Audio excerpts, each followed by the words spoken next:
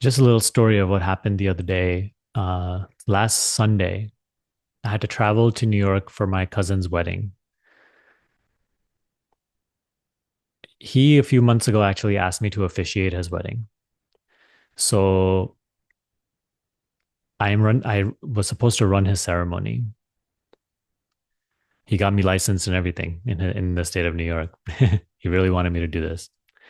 And so I told him that I was flying in on Sunday when his wedding day was.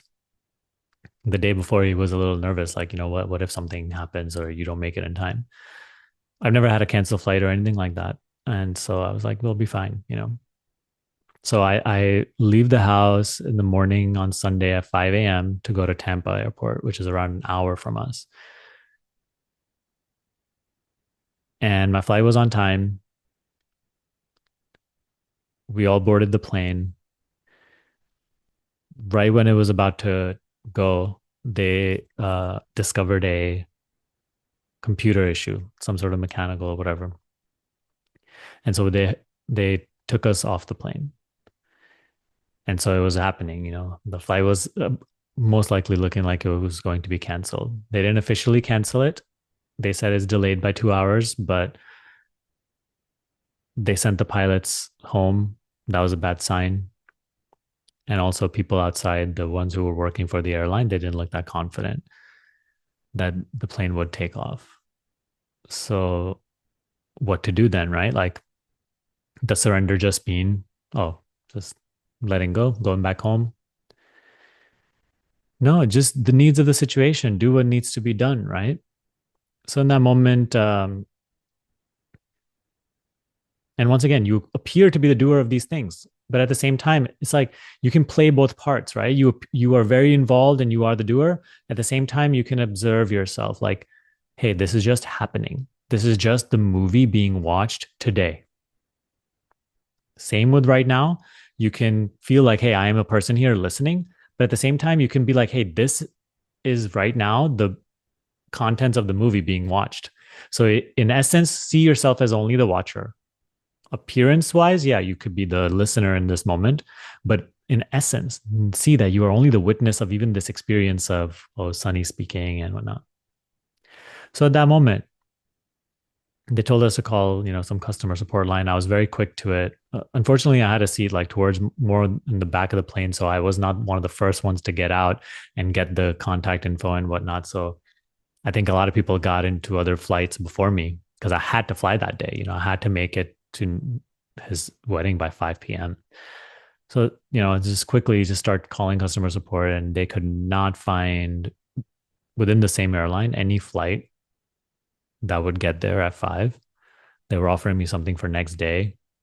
And so I don't know, I just felt a little like it was like a very quick decision that had to be made. It's like, what do I do?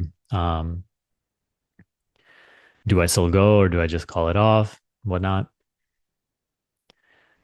I didn't want to disappoint him. So I felt that, hey, I should do whatever I can to really get there on time. So I just sort of, after I got off the support line, I was still waiting. Like, are they going to bring this flight back on and it was going to fly in 2 hours? In that case, I'll be fine. Or should I take a gamble and I just buy a whole flight altogether? Same day flight in the summer, it was around $500. I'm like, do I want to spend that? So you see all these variables, and it's like personally, it can be that sticky.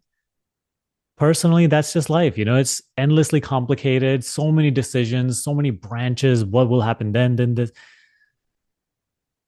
That's where our intuitiveness comes in. And being willing to act on intuition, we can only do that if we also allow that the possibility that I may make the wrong decision. Yet that doesn't need, it's okay still. I may make the wrong decision, yet it's still okay if that happens. And I'm willing to face whatever consequence if that happens. So, inwardly being non attached, we can, even though we don't know what's the right decision, we can just, in the heat of the moment, whatever feels like the right thing to do, we can do that. Being non attached to what that may lead to, being willing to experience and face whatever may come. So, it just seemed to me the best option in that moment.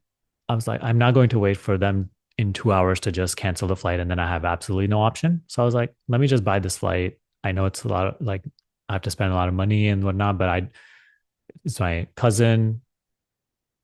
Uh I'm he asked me really dearly to like officiate his wedding. I'm going to do whatever I can from my side to just make it there on time. The other flight was from another airport from Sarasota, so it's an hour away. So that added in another level of complexity. And another level of complexity was like the the plane that I had already gotten on, they had already taken my bag. So that was going to take another 2 hours. So it was a very crazy, hectic day, right? So I had to wait first for my luggage at the current airport. Hopefully, I would get that in time to be able to rush to the other airport to make my flight on time for that one. So a lot going on. Yet you can be in the midst of that chaos and just be like, hey, this is just the movie that's playing today. Just being in the midst of it and fully involved and doing your best personally, because that's what it appears that I am the person making these decisions and doing what needs to be done. Inwardly, we can also just recognize I am only the witness of this experience. So that day was just riddled with conflict and endless obstacles. I did make it to the other airport on time. When it was time for boarding, they couldn't find my seat. I had bought it really last minute. That was another thing, but eventually got on the plane. I was really excited because they seated me in the first row, but it ended up being no benefit because I couldn't find a place to put my luggage up top. So I actually had to put my luggage all the way in the 20th row. So even after the plane landed, I had to wait for everybody to get off before even though I was in the first row, I had to wait for everybody to get off. So that added another 20 minutes. And now I'm really cutting it close. So I was about to take an Uber from the airport straight to his wedding. But so JFK Airport in New York right now is going through some construction. So to take an Uber, actually, you have to go a little away from the airport. You have to take a whole train. You have to go like 15 minutes away to another station called Uber from that and added another 30 minutes. You know, throughout it all, of course, there's like a worry, am I going to make it in time? What that will lead to and whatnot. Like, but just being non attached to what may happen, whether it's to your liking or not, it just brings a peace that would not be possible otherwise, right? Because yes, it would be unpleasant if I didn't make it.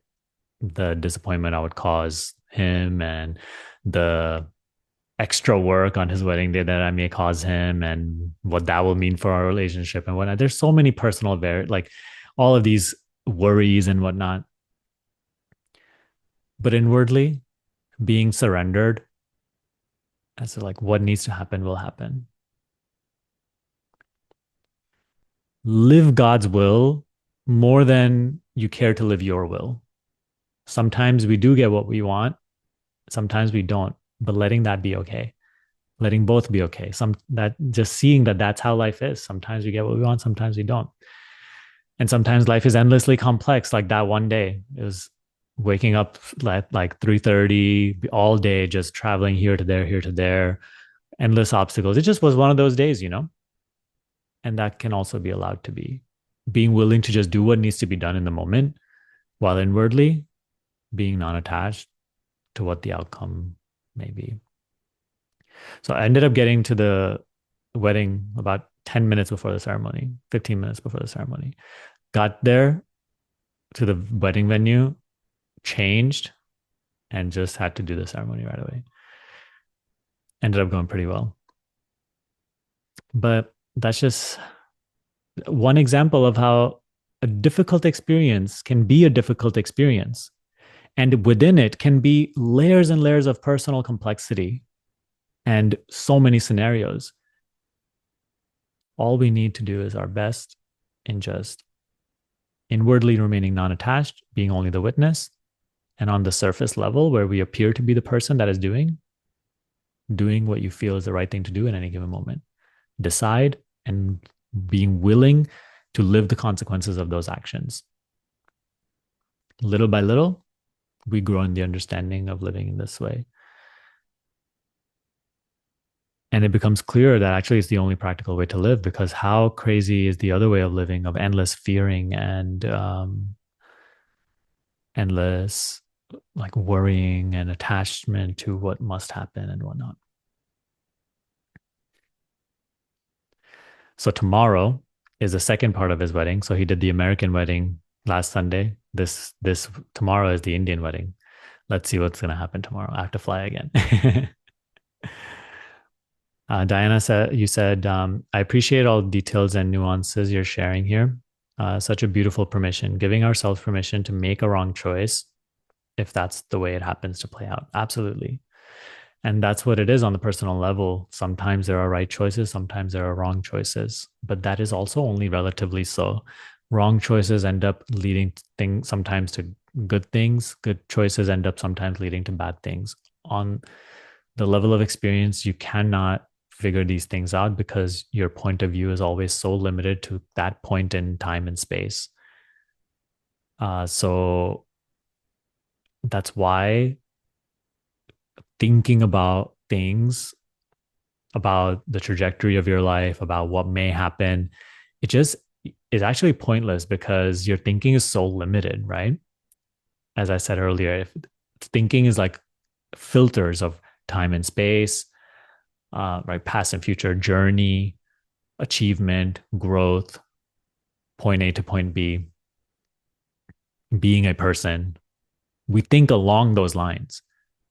Thinking is already enmeshed in these concepts. And from those concepts, we think about things and we try to forecast and predict and claim what is right, what is wrong, what is true, what is not. Life we cannot understand with thought. Thought is there to describe the appearance and give the appearance certain set of rules and order. Thought is not there to understand life. To understand life, to be life, we must turn away from thought inward, directly to the source of life, which is I, myself, my being. Surrender guides one there too, because only through non attachment do we come out of this hard shell of being a person and we relax into being. We start to discover the ever present being that I always am, instead of always being contracted into this hardened ball of concepts, the person. Funny, right? A lot of this is actually just relaxing away from this personal obsession of who I am, what I think is right, what I like. It's just this me mind. That's what we call ego. That's what we call pride. That is the enemy of spiritual knowledge, truth.